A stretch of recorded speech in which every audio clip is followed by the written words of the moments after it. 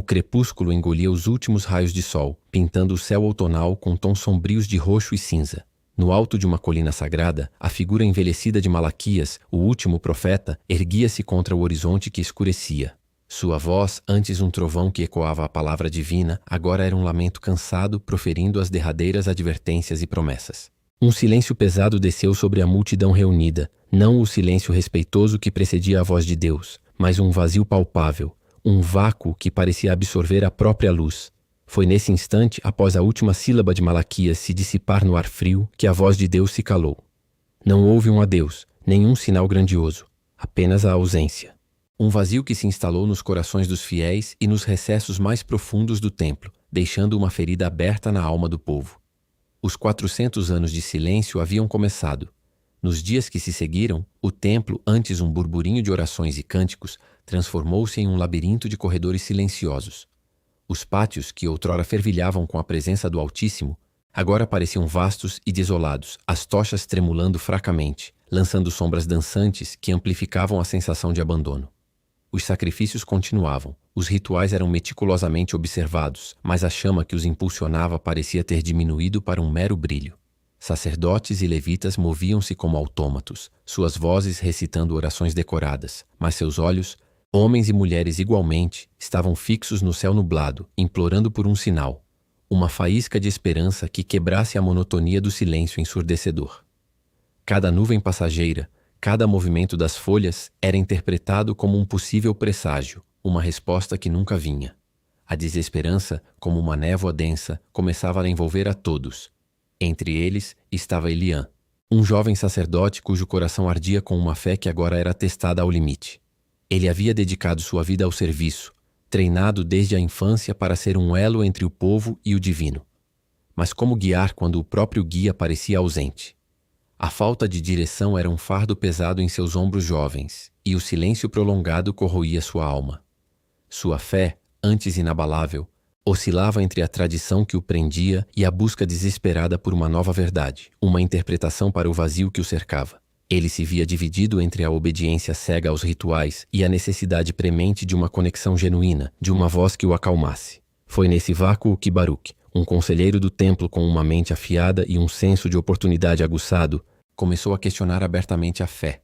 Com um sorriso cínico e palavras cuidadosamente escolhidas, ele semeava a discórdia, sussurrando que o silêncio não era um teste, mas um abandono. Deus nos deixou, ele afirmava, seus olhos cintilando com uma convicção perigosa. Estamos sozinhos. É hora de forjarmos nosso próprio destino. Eliã inicialmente o confrontou com a fúria de um jovem zeloso, defendendo a santidade da tradição. Mas as dúvidas de Baruque, como um veneno sutil, começaram a ecoar perigosamente em sua própria mente, corroendo as bases de sua crença. A vida de Eliã, já tão abalada, desabou ainda mais com uma tragédia pessoal. A perda de um ente querido, em circunstâncias que pareciam cruelmente arbitrárias, o lançou em um abismo de desespero. Ele clamou, gritou, sua voz rouca ecoando nos pátios vazios do templo, mas o silêncio persistiu, impiedoso. A dor da perda e a ausência divina o empurraram para a beira da descrença total. Sua lealdade à tradição, a tudo o que ele havia acreditado, foi abalada até seus alicerces.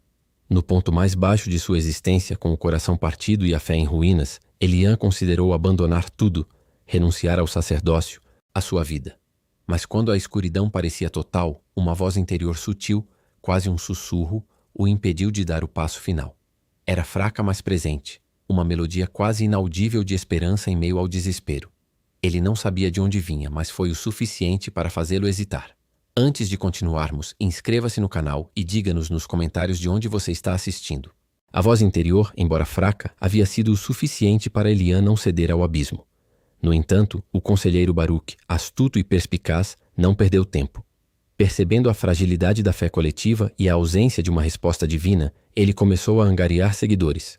Com discursos eloquentes e cheios de uma lógica sedutora, Baruque pregava a autodeterminação, a libertação das velhas crenças que, segundo ele, haviam aprisionado o povo em uma espera infrutífera. O silêncio de Deus em sua retórica não era um teste, mas uma oportunidade de ouro para a humanidade forjar seu próprio destino, de se erguer e construir um mundo sem a necessidade de uma intervenção superior. Ele argumentava que a dependência divina era um grilhão. e que a verdadeira força residia na capacidade humana de moldar seu futuro. Eliã observava o crescimento daquele grupo com uma mistura de fascínio e repulsa. Ele se sentia dividido, um homem entre dois mundos. A vocação sacerdotal, o chamado que moldara toda a sua vida, ainda ecoava em seu coração. Mas a ausência divina era um fardo pesado, um vazio que o consumia dia após dia. Sua irmã, uma mulher de fé inabalável, tentava mantê-lo fiel aos ensinamentos, lembrando-o das promessas e da história de seu povo. Ela o encorajava, citava as escrituras, mas a pressão externa, a dúvida que se espalhava como praga, era imensa. A cada dia, mais pessoas abandonavam os rituais do templo para se juntar aos seguidores de Baruque, atraídos pela promessa de controle e autonomia. Certa noite, incapaz de dormir, Eliã vagava pelos corredores empoeirados da biblioteca do templo. Em meio a pergaminhos antigos e esquecidos, ele encontrou um tomo raramente consultado, coberto de pó e teias de aranha. Ao desenrolá-lo, seus olhos pousaram em uma profecia obscura, quase apagada pelo tempo, que falava de um tempo de espera antes de uma grande revelação. As palavras eram enigmáticas, mas sugeriam que o silêncio não era um fim, mas um teste, uma preparação para algo maior, algo que transcenderia a compreensão imediata. A profecia descrevia o silêncio de Deus não como ausência, mas como um palco vazio à espera de um novo ato, um prelúdio para uma sinfonia divina ainda não ouvida. Aquela descoberta acendeu uma pequena chama de esperança em seu peito, uma nova perspectiva que começava a dissipar as sombras da dúvida. A notícia da descoberta de Eliã chegou aos ouvidos de Baruque, que viu nela uma ameaça direta à sua crescente influência. Ele não perderia tempo. Acusou Eliã de heresia, de tentar enganar o povo com fábulas antigas para manter um controle que Deus já havia abandonado. A tensão escalou rapidamente, e um debate público foi organizado no pátio principal do templo. Seria ali que Eliã deveria defender a fé, a esperança, a própria essência de sua vocação, diante da descrença crescente e do cinismo de Baruque. A comunidade estava dividida, e o pátio se tornou um caldeirão de emoções, um prenúncio de uma divisão ainda maior.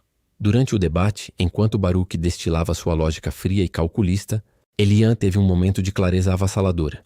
Ele percebeu que a fé não dependia de respostas imediatas, de sinais grandiosos ou de uma voz audível, mas da confiança inabalável na promessa, na essência do que havia sido ensinado por gerações. Ele se lembrou das histórias de seus antepassados que também enfrentaram adversidades e silêncios, mas cuja fé permaneceu firme, transmitida de pai para filho.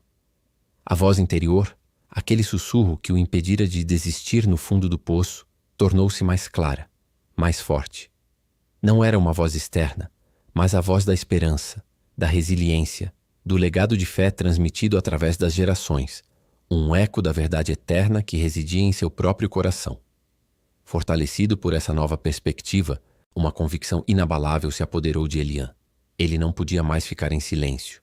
Tinha uma mensagem vital para compartilhar, uma verdade que poderia reacender a esperança naqueles corações desiludidos. Mas Baruque e seus seguidores, cegos pelo poder e pela ambição, já tinham planos para impedi-lo, para silenciar a voz da fé antes que ela pudesse se espalhar. A batalha estava apenas começando. Baruque, sentindo a maré virar e sua influência esvair-se, não hesitou. Seu plano era simples e cruel: silenciar Eliã permanentemente. Ele começou a espalhar rumores maliciosos, distorcendo as palavras de Eliã, pintando-o como um falso profeta que buscava apenas restaurar um poder divino que já não existia. Usou a desilusão do povo como uma arma, manipulando a opinião pública com habilidade. A traição de Baruque revelava-se em sua totalidade. Não era a verdade que ele buscava, mas o poder, a ascensão sobre um povo vulnerável e sem direção. Ele orquestrava secretamente a humilhação pública de Eliã, planejando desmascará-lo como um charlatão e assim consolidar sua própria liderança. Mas Eliã, agora fortalecido por sua epifania e pela voz interior que ressoava com a resiliência de seus antepassados, não se curvaria. Com o apoio incondicional de sua irmã e de alguns fiéis que ainda se agarravam à esperança, ele decidiu confrontar Baruque. Eliã começou a pregar com uma paixão renovada, não mais nos pátios do templo, mas nas ruas e praças onde o povo se reunia.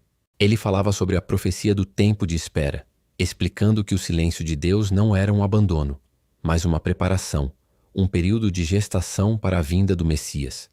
Sua mensagem era um bálsamo para as almas cansadas, um lembrete de que a fé não era cega, mas um ato de confiança na promessa divina. A cada palavra, A semente da esperança era plantada novamente nos corações daqueles que, no fundo, ainda ansiavam por um sinal, por uma luz. O confronto final era inevitável. Baruque, vendo seu domínio ameaçado, marcou um último debate público no coração da cidade, esperando esmagar Eliã de uma vez por todas. A praça estava lotada, a comunidade dividida em facções silenciosas, a tensão quase palpável no ar. Baruque, com sua retórica afiada, atacou Eliã, zombando de sua fé ingênua em um Deus ausente. Mas Eliã, com uma eloquência que parecia vir de uma fonte divina, defendeu a fé e a esperança. Ele falou não de dogmas, mas da jornada humana, da resiliência em face da adversidade, da promessa que transcendia o tempo. Seus olhos brilhavam com uma convicção inabalável, e suas palavras ressoavam com a verdade em cada coração presente.